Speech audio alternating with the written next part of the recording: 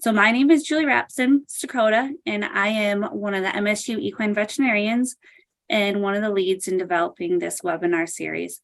I'm really excited to introduce our presenters for this evening. So tonight, Dr. Christine Skelly and Tom Guthrie are going to present horse farm emergencies.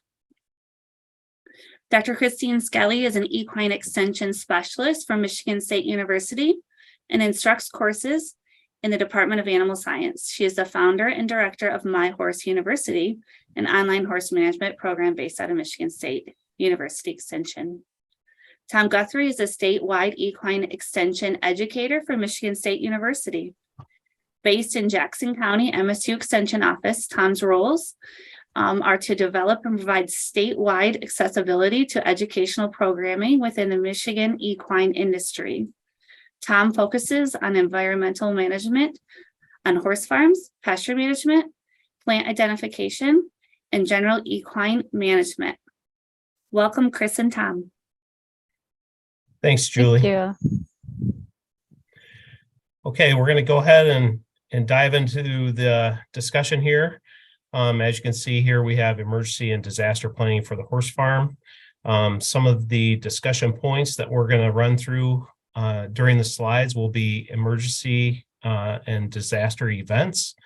We'll talk about barn fires, some extreme weather events, evacuation, and then finally we're going to touch on a project that Dr. Skelly and I, along with several of our MSU Extension colleagues on the animal agriculture team, are working on, and it's ERAIL. It's the emergency response to accidents involving livestock. So we'll talk a little bit about that at the end of the presentation. So if we look at emergencies and we look at trying to define that, emergency would be a sudden, urgent, unexpected event requiring immediate action, usually requiring help, such as a barn fire or a horse-related accident or illness. A disaster could be a calamitous event, especially one occurring suddenly and causing great loss of life, damage, or hardship. In these cases, sufficient resources are not available, and that could be something like a hurricane, flooding, a wildfire, etc. And then finally, disaster and emergency management. This is the discipline of understanding, dealing with, and avoiding risk, or at least trying to minimize the risk. So if we look at, we all know that emergencies can be they can be very chaotic, and they can get very chaotic very quickly. And so when you're looking at planning, a couple different ways to kind of break it down into simpler terms. This slide does a great job of showing that. So up in the left-hand corner there, you would have people and livestock stay in place. So depending on what the situation was, okay, that might be the choice of the people and the livestock are just going to stay where they're at. Okay, on the right-hand side, the situation may determine that you can only evacuate people only. Okay, and then we go down to the left side, left bottom, evacuate people and some livestock. Or does the situation warrant where you can evacuate people and all livestock from the situation? Chris? All right. Thank you, Tom. So we're going to talk a little bit about managing your risk. And part of that starts with making a plan. And if we focus first on barn fires, the most important thing to do is to work with your first responders before you actually need them to come out to the farm for a emergency. So in most counties, most townships, your fire chief or somebody from your fire department will come out and they will visit you at your farm. They will walk through the barn. They will give you some ideas of how to better prepare for a fire.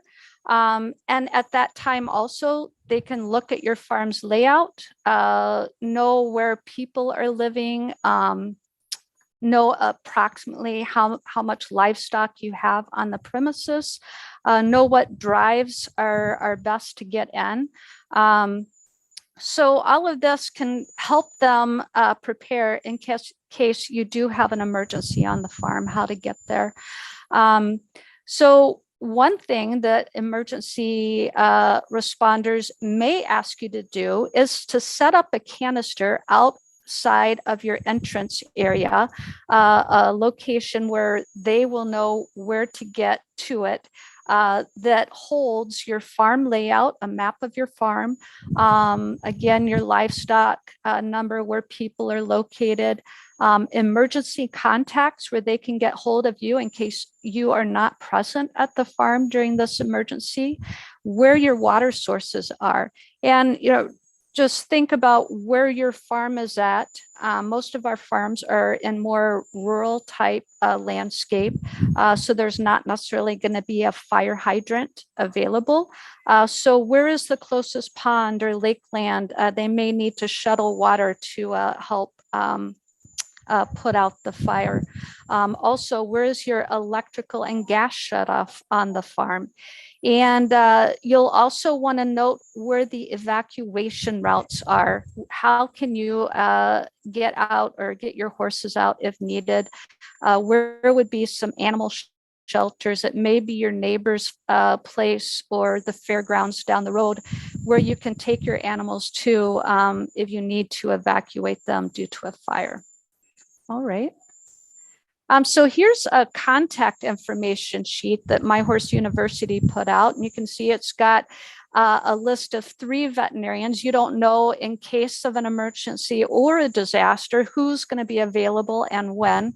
You also want to list your police and fire department, as well as potentially some neighbors or friends that would be able to come out and help, especially if you can't be there. You may need some contacts for horse trailers. If you don't have enough rig to get all of your livestock off the premises. And obviously horse owner contact information and any special instructions that go with your horse. So as we go through some of this, we are going to put the link where you can actually go to and download these forms if you would like. So I think Julie will be putting these in for us in the chat. So you can find links to this form in the chat. All right, Tom. Okay, so when we talk about managing your risk on the farm, there's a couple of things that are high risk on the farm. And first and foremost is your electrical system. And Tom and I do a lot of barn walks here in Michigan. And sometimes it's just downright a little scary when you walk in and you see a lot of wires going every which way out in the open for varmints to chew on or horses to chew on, or just be damaged by moisture and dust that accumulates. So ideally, you want to have all of your wiring nice and neat in metal conduit. Your wiring should be outdoor grade, industrial outdoor grade, so that your electrical outlets actually have a metal cover that you can cover them up when they're not in use. Same thing for your light switches. And just because your barn is indoors, it's really not. There's so much dust and moisture that can accumulate. So you want to make sure your electricity can hold up to that. You want to check your circuit breaker panel. Make sure that it's nice and clean and neat and up to date. If you're constantly popping circuits, that could certainly be a problem. If there's any heat, or sometimes we see in panels that look like they're almost starting to melt, that's going to be a problem as well. So make sure that all of your electrical is in great condition. Use a certified electrician. This isn't the time for your neighbor to come out and help you. You really need an expert in this field. If you do have fans and heaters, they should be hardwired, not necessarily just plugged in for all of the reasons above. And they, again, should be industrial grade, not fans that you use at home, just to help with the risk involved. All of your lighting should be encasing. So if you do have lights go out, all of the shattered glass and sparks will stay put in the casing. Make sure all your water heaters are very well grounded, and double check them, because one year they may be grounded and then you may have trouble the next year with the same heater. So make sure that you're always checking your heating for your water. And if you do have radios, coffee makers, whatnot in the barn, make sure you unplug them after use. Again, this is just reducing your risk. All right, Tom. So the other big risk at horse farms from a barn fire standpoint is stored hay and bulk shavings. So you always want to store your hay and shavings outside in a different location other than where you're stabling livestock. And you can see the top picture up here. That's a hay shed, and it's virtually almost destroyed because the round bells caught in fire. But on the positive side, no livestock were involved in that fire. As you look down on the bottom slide, then you want to keep your aisleways clear and clean. And if you'll notice, there's halters on each one of the barn's doorway. So if you do have to get to a horse really quickly, they're easy to grab and take your horse out.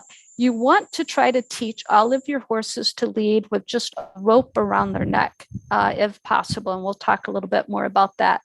You want to keep the surrounding areas around your barn mowed, and that will help you out if there's a grass fire or such, or if fire's trying to spread.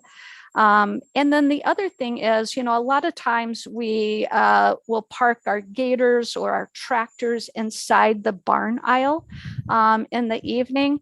Again, you are much better off to keep all flammable, combustible equipment in another area outside of where you're stabling horses.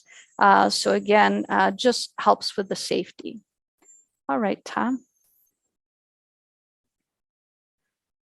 Another big risk management is to have fire extinguishers in very prevalent locations, put up at a height that everybody can use. I've heard of people being too short to reach up and get the fire extinguisher when they need it.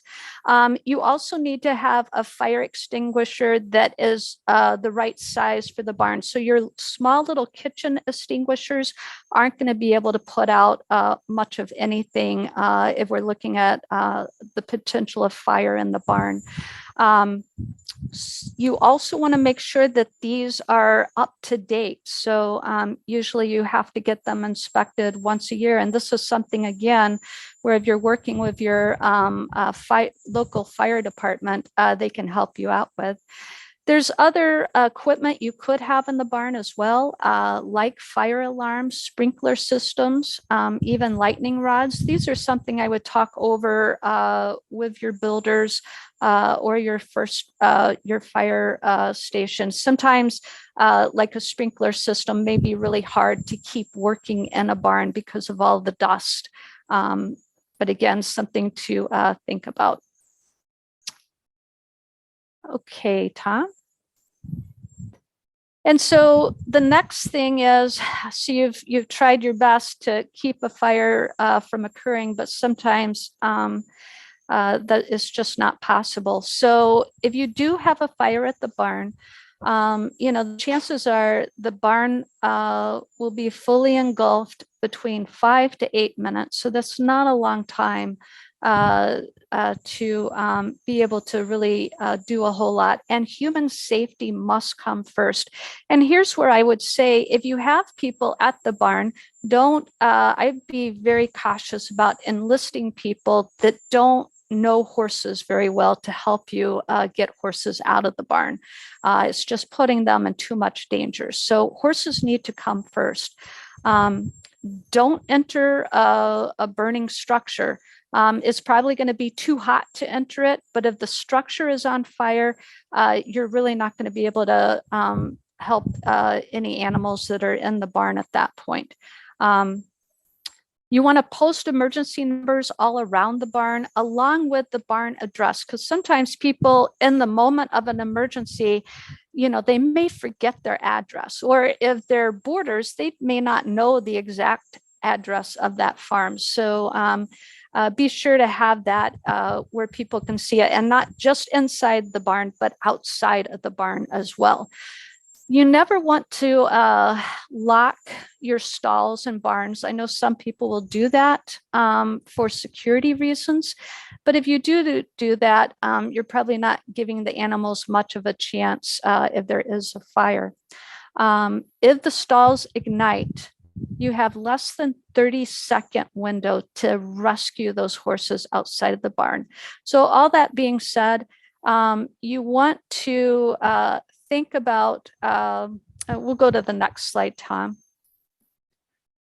You want to think about how you're going to house your horses in your stabling area. If you have like an alleyway kind of situations, then you want to stable your high priority horses closest to the exit. If those are going to be the first horses you try to get out in case of this type of emergency. If you see the picture on top there, that is a style that I am getting more intrigued about now. I never was big on outside doors unless you had run-ins. But now that we're really talking about emergencies and fires and whatnot, this is having your an outside exit where you just reach in, grab the horse and go, is really going to help a lot of horses if you end up with a barn fire. So something to think about if you're building your barn. You can also design your barn so that the fire will slow down a bit using firewalls, especially if you are storing hay in your barn. If you have firewalls from that storage area to the rest of your barn, that will slow down. Probably isn't going to prevent the rest of the barn from catching on fire, but would slow it down. I would definitely also, if you have living quarters within your barn, that should have firewalls separating it from the stabling area as well. You want to practice for an emergency, practice getting your horses out. And you want to teach people that not only do you need to lead the horses out, but you've got to lead them into another secure area. Horses will, if you just pie them out of the stable area and let them go, they're more likely to turn around and run back inside, even that burning barn. They will run back inside. So make sure you lead them out and get them into a secure area. So in the lower left-hand corner, you see our barn doors just slightly open there, but you can look out and, within a fairly short distance, probably 30 feet or so, we actually have two different enclosed areas that you can get to relatively quickly to turn horses out if you needed to. All right, Tom. So just to kind of, look at it one more time, fires, we're going to show this video clip. And I will say that this potentially could have triggers. There was a death associated with this barn fire. Horses were lost, but it doesn't show necessarily that. So if that's going to bother you, just turn your volume down so that you don't have to listen to this. This was in 2022, so relatively not that long ago. All right, Tom. In the last hour, that one person is dead after a fire severely damaged a horse barn near Bennington this morning. They have not yet confirmed the identity of the body. Fire crews from more than a dozen fire departments from 4 counties were called in to fight the fire. Our John Chapman with the latest developments. Firefighters searched the facility for hours, trying to find the person who was unaccounted for. The building is large. They had a lot of ground to cover. We're estimating it to be in about 35,000 to 40,000 square feet. It's a big horse arena. There's several stables and then 3 apartments inside the building. Greg Clausen lives across the street from the horse barn. He got a call this morning around 6 o'clock warning him of the fire. The flames were on the west side of the building and the east side of the building. I know they store hay and bulk shavings on the east side with one apartment, and that was engulfed in flames. Firefighters say there were also horses in the facility when the fire broke out. There were neighbors who rushed in trying to save some of the horses. Kind of got into gear and went over and started rounding up horses and seeing if we could pull horses out or not. I was not the first person there, but the first person that was there about, I guess, 6:15. Said they tried to get as many horses out as they could, but it was just too hot and they couldn't get in. Officials say All right. Thank you, Tom.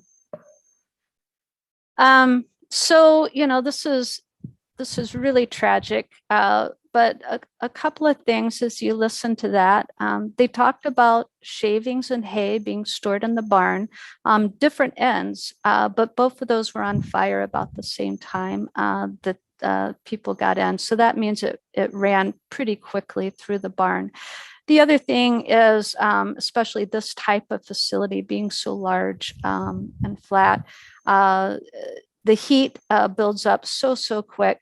You just can't get into the barn at pretty early on in this case. And I believe the gentleman that actually ended up perishing in this fire actually lived in living quarters inside the barn. So unfortunately, just a really tragic situation. And if you do obviously have living quarters near your barn, you want to make sure that you have smoke alarms located so that you can give people fair warning. So we're going to put another link in the chat box. And this is going to lead you to another webinar about barn fire prevention. And Dr. Rebecca Husted does a phenomenal job talking about barn fires. She's international expert in this field and is one of the founders of Technical Large Animal Emergency Rescue. So I would encourage you when you have a chance, even if you're driving in the car, you don't necessarily need to watch it visually, but if you want to play it while you're cleaning house or doing, that's what I do. I do chores and I listen to these webinars. It's a really great webinar on barn fires, just to give you a bigger, broader picture of some different types of rescue techniques that we won't go into here. All right, thank you, Tom. Okay, so I've got the next few slides here, and let's talk about planning for extreme weather, such as like a tornado. Obviously, we've got high winds or the tornadoes. Fortunately, we have pretty decent weather models these days that kind of can predict somewhat of the path that the storm may take, but it's still relatively unknown exactly where that tornado may end up going. So there seems to be a debate on keeping horses inside versus outside. And really that's going to be dependent upon your barn stability. So if your barn is built to withstand essentially a tornado, it may be an option to house the horses in the barn. If they're outside, there's potential debris outdoors that could be flying around. Okay. But if you look at the two pictures, we've got the tornado at the top, it's coming. And if the horses are housed in the barn and the tornado hits the barn, they essentially have no chance. So generally, the recommendation is to turn out the horses when there's a tornado. So at least they have the option to try to move to a safer place, especially if you have a large pasture area that they can move around in. The next one is a winter storm, and this is kind of what it looked like around my house about a week or so ago. We had quite a bit of ice, and in these cases, it is probably best to house horses securely indoors. You reduce the risk of slipping if those horses are outside. In addition to that, it keeps them dry. I always worry about the time of the year when you do get the sleet, especially if horses are outside.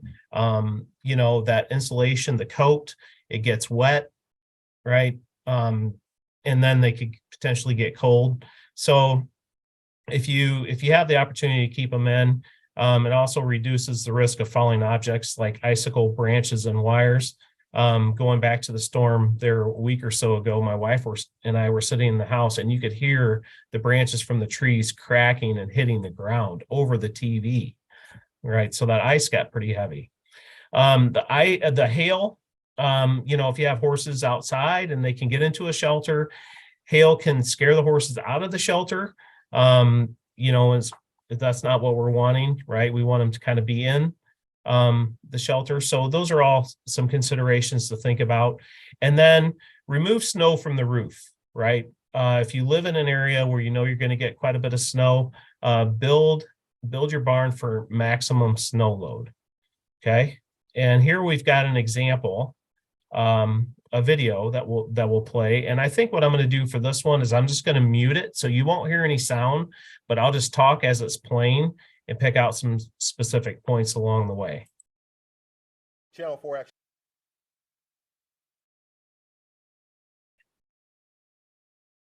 So it's talking about a barn collapse and a horse rescue. And essentially this individual had his roof collapse on his barn, and the horses were trapped inside. Now he went in to check on them, and he could see that the horses could move around in there, right? Not a whole lot of room, but they could move around in there. And at that point in time, there was nothing that he could really do at that point to get them out without injury. So we left him in there. He was wondering what he could do. Somebody suggested to him to call the fire department. The fire department came out and essentially helped him remove the horses. And he states that, there's about 3 foot of snow on this roof. It's mostly seen in a 30-year period of living there. So if you paid attention close enough, you can see that barn did not have a very big pitch on the roof. So all of that snow laying on a flatter roof is just compounding all of that weight. And in addition to that, when you looked up at the trusses going across, okay, they were spaced out pretty far. So that means that steel is carrying all of the weight of that snow, right? So, if you're building a new barn, or if you live in an area where you do get a lot of snowfall, that might be something to look into to reinforce your barn. Okay. The next one is planning for extreme weather, such as a flood. Now, this one here, we might have a little bit more, in some cases, we might have a little bit more time to kind of plan on where if we're going to evacuate the horses, or if they have an opportunity to move to higher ground. In areas where, some areas are prone to flash floods, okay? And those actually can be dangerous. I worked on a farm down in Missouri for a little while, and we were warned, like, if it starts to rain and you had to cross a creek, if it started to rain, get out of there, get across the creek to where you needed to be, because a neighbor and his wife were driving across it, and a wall of water came through and just took the truck and everything down the creek, right? So, in your specific area, if you have flash floods, I'm sure you're aware, But just be cautious of that. So if you can move horses to high ground or evacuate if possible, obviously we don't want to keep horses in low-lying housing, right? We want to give the horses a chance to move to high ground and swim if they need to.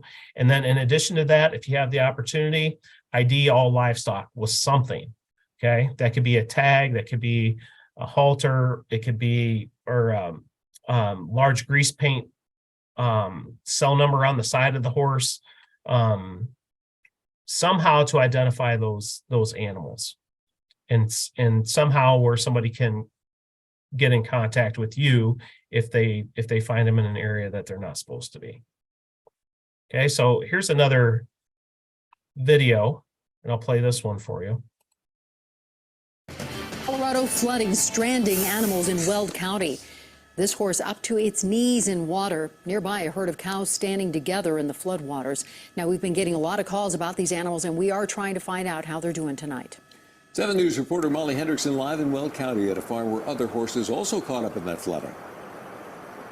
Yeah, we're at County Road 54, about 2 miles east of Evans. We do have some good news. The bad news here is that the road is still washed out, you can see. But the good news is, if you may remember, a little bit before 7 tonight, we placed this cone next to where the water was on the road. It's actually receded quite a bit here, so that's some good news. Now let me show you those horses that we've been following in the distance. Just bear with us while we get that shot focused in. They are still there tonight, still just kind of hanging tight by that house, huddled there. You can see that the water has receded by looking at that Volkswagen in the distance, but we are seeing this all over the place. Take a look.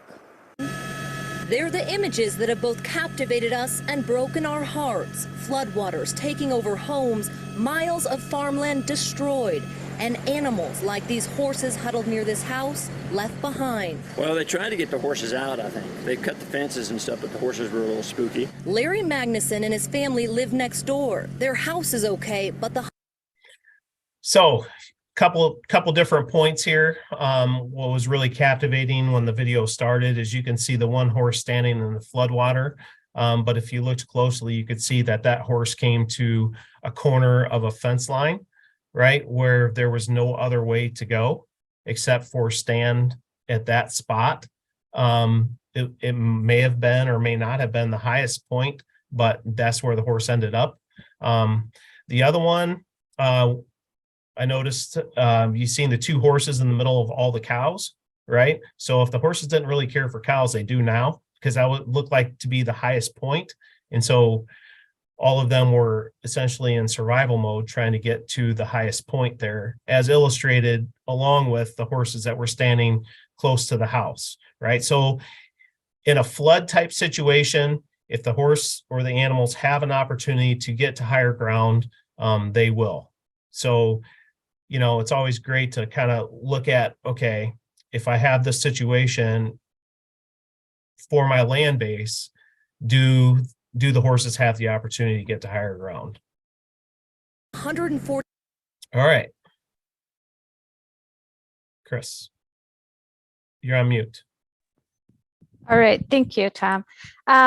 So now we're going to talk a little bit about if you're going to stay in place, how you prepare, or if you're going to evacuate, how you prepare. So if you're going to stay in place, for a lot of the emergencies we talked about, there's a pretty high risk that you're going to lose power. So you need to be able to ensure that you can water your horses. If it's the wintertime, that you have heat sources for humans.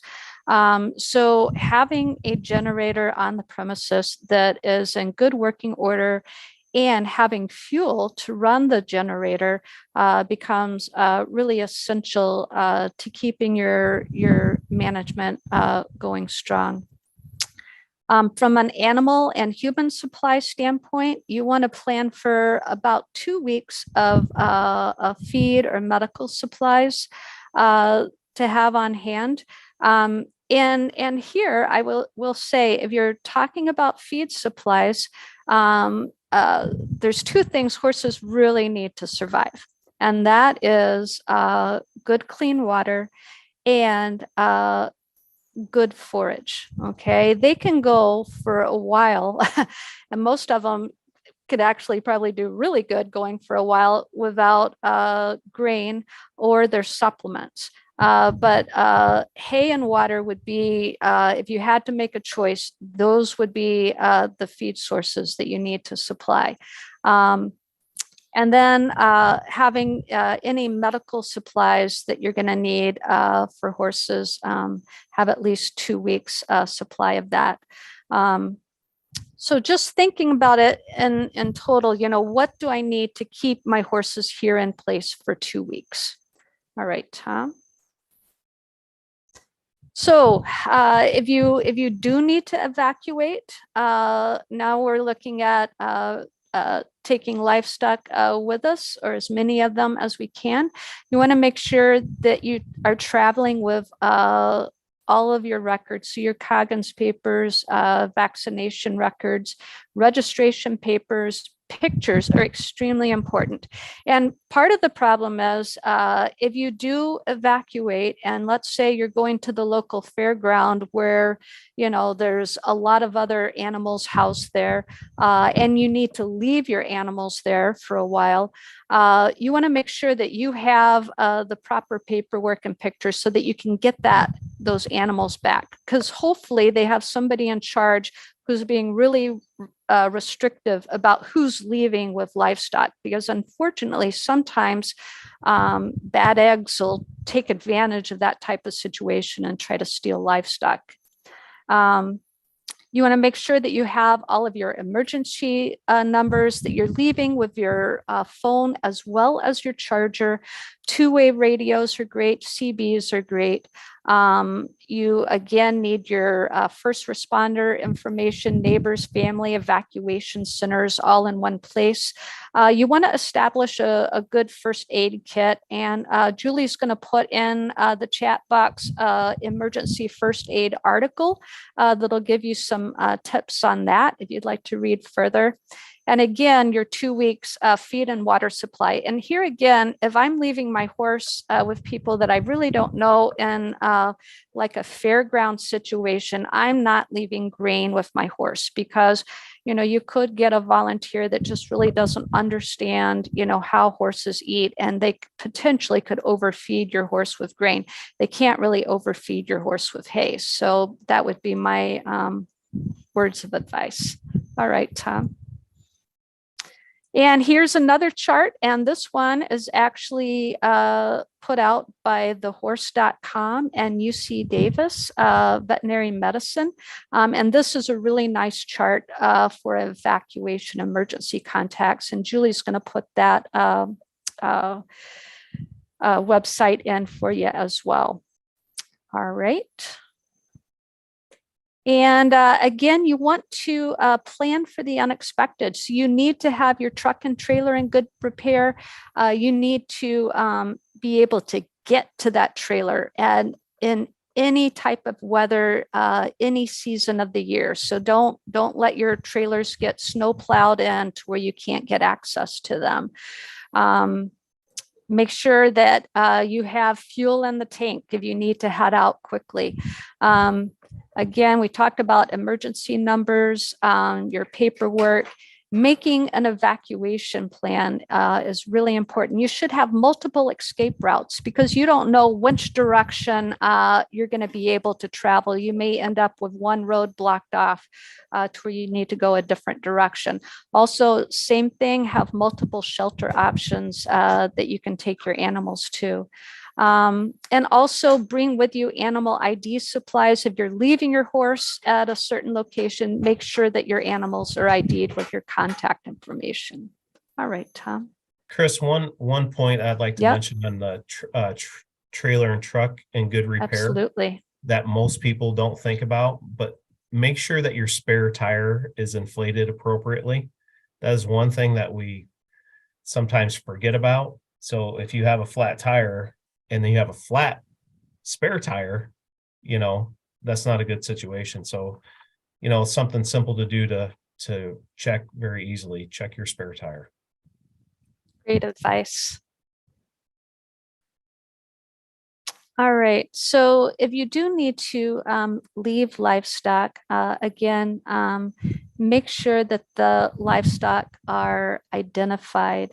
Uh, and by identification, make sure that whoever gets to those animals first can give you a call very easily by what you've left on the horse. If you can provide a water source and a forage source for those horses, animals before you leave.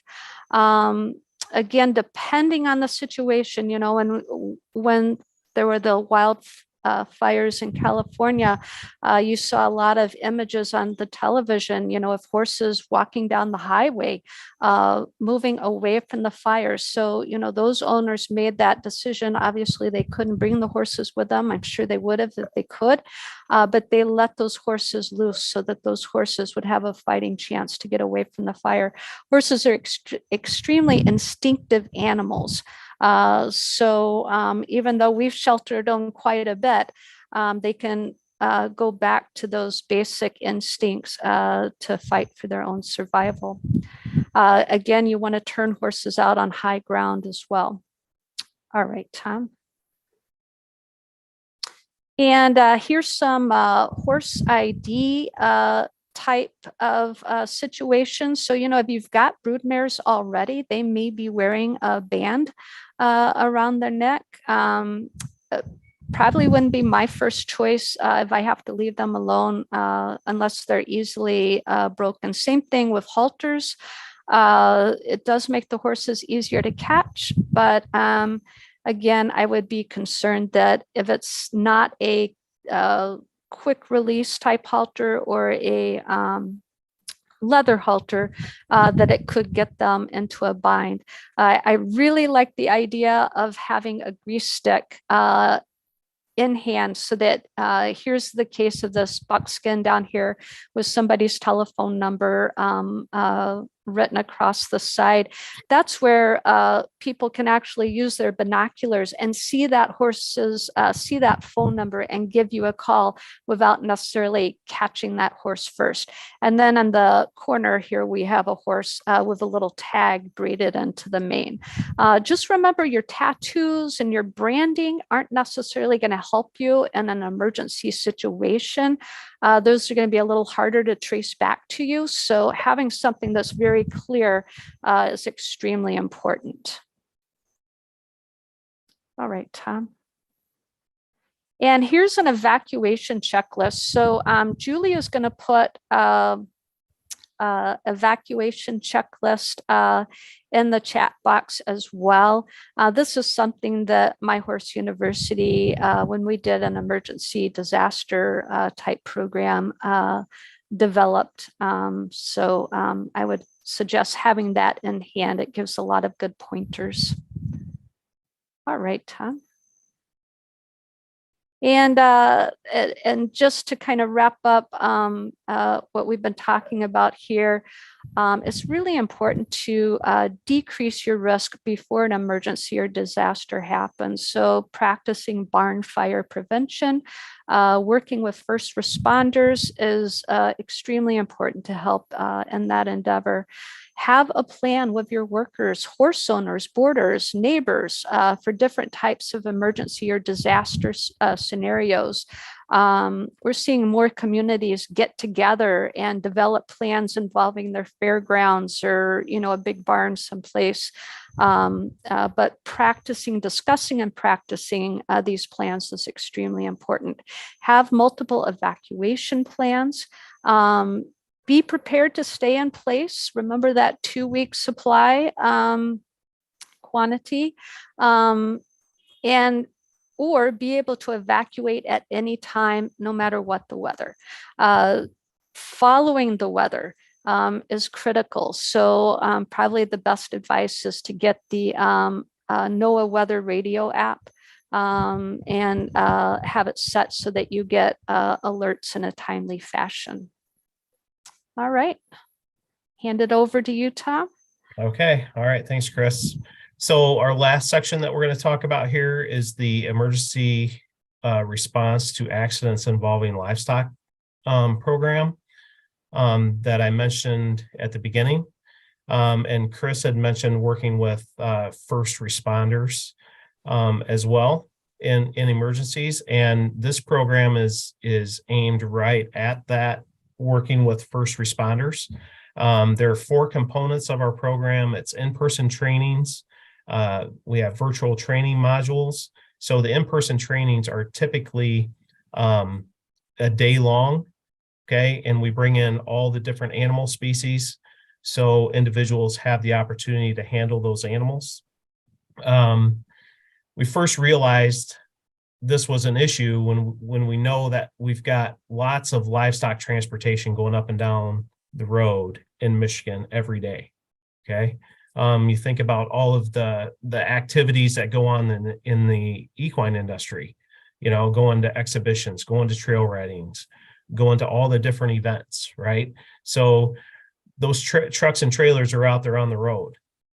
So we developed this program to try to give first responders some practical, basic knowledge of animal handling and behavior, and work through some of the situations that they might come across in an accident type situation. So those in-person trainings deal with that. We took all of that information, put it into virtual training modules.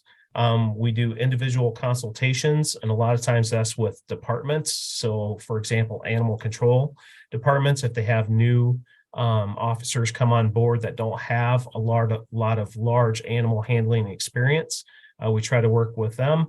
And then the last piece of this is the emergency response trailers. So I'll talk about each one of those here shortly. I can get my mouse to work. Okay, so here is, whoops, I went way too far. Okay, so you can see that here's a picture of Dr. Skelly working with some first responders on essentially how to appropriately halter and lead a horse. Okay, and if you look across the top and the far right there, we actually have some MSU students helping us as well, working with those individuals. Now, the goal here is not to make them expert horsemen or women, but the goal is to give them some basic knowledge on handling and kind of understanding a little bit about the horse's behavior. Down at the bottom here, you can see that we've got a horse trailer. We talked about and showed them how and had them practice on how to tie a quick release knot. And then in addition to that, the far right picture, we just loaded them up in the back of a horse trailer, okay? Some of them may have never been inside of a horse trailer, so that gave them an opportunity to kind of see how all the gates work, what it looked like inside, how the horses stand, so on and so forth. Okay, so just giving them that exposure that might help them if they ever run across an accident involving horses. And let's face it, you know, an accident involving a load of market hogs is going to be very different than a horse or an accident involving horses. So that's kind of our main goal there, is to kind of give them some experience. So we got virtual training modules as well. You know, this course is online. You can look that up. In addition to that, I mentioned before, you know, the individual consultations with, you know, essentially animal control departments and officers that want to gain more knowledge on a specific species, if they wish. And then here are the emergency response equipment trailers that we have. We currently, in the state of Michigan, we currently have 3 trailers that are out and throughout the state, and we have plans for placing 8 more of them. The 3 that we have placed in Michigan are in Jackson County, Branch County, and Otsego County. And so we try to strategically place those where we know it's a high traffic area for livestock transportation. And as you can see here, some of the equipment that we have in there, we have portable fencing, we have panels for more structured fencing. There's horse halters and lead ropes. There's horse halters in there for different sizes of horses and all the lead ropes to go along with it. We've got ramps, lighting, etc. So that's something if, you know, first responders come across an accident, they have the resources to be able to deal and contain and handle the animals. All right, and then we've got scenario-based trainings with the response trailers. So our goal here is to just have the first responders realize what equipment is in the trailer and essentially how to use it. So have them set up the equipment or utilize the equipment so they know what's in there. And so for more information and resources on the E-Rail program, you can look us up on our website, and that will give you more information. So it looks like Lauren has a question. With fires, is it best to leave horses in a large arena with food and water, or leave them loose? So this is a great question, Lauren. And so I think it depends on the potential of the fire to spread, obviously. Horses, if you have a situation with first responders coming in or people trying to evacuate, you want to definitely make sure that the horses aren't going to interfere in any of that process. Now, if you're in a situation where you're extremely remote and you're battling a wildfire and everybody is leaving, then that might be a different scenario. And in that case, I would, this is one place where I think you work with your community, you work with your neighbors to come up with a plan on how to address that particular situation. Because there are some times where, if you're the last basically to leave, potentially there may be some leadway to give your horses a little bit more of a chance of surviving that type of situation. But again, that's a community decision that you would want to make with first responders in the area. Just see what what the plan of action would be in that scenario for your own situation. Tom, do you have anything? Tom or Julie, do you have anything to add to that? No. All right. Well, that's a hard one. Mm-hmm. And then Nicole here, you are a new horse owner. Congratulations. And I think this is a good question for you, Tom. Will you have any course offerings on trailering and emergency management? Don't have anything planned as of right now. That's actually a great topic. It is a very I think we could topic. probably put something together for at least maybe next fall or the next set of webinars we do. For sure.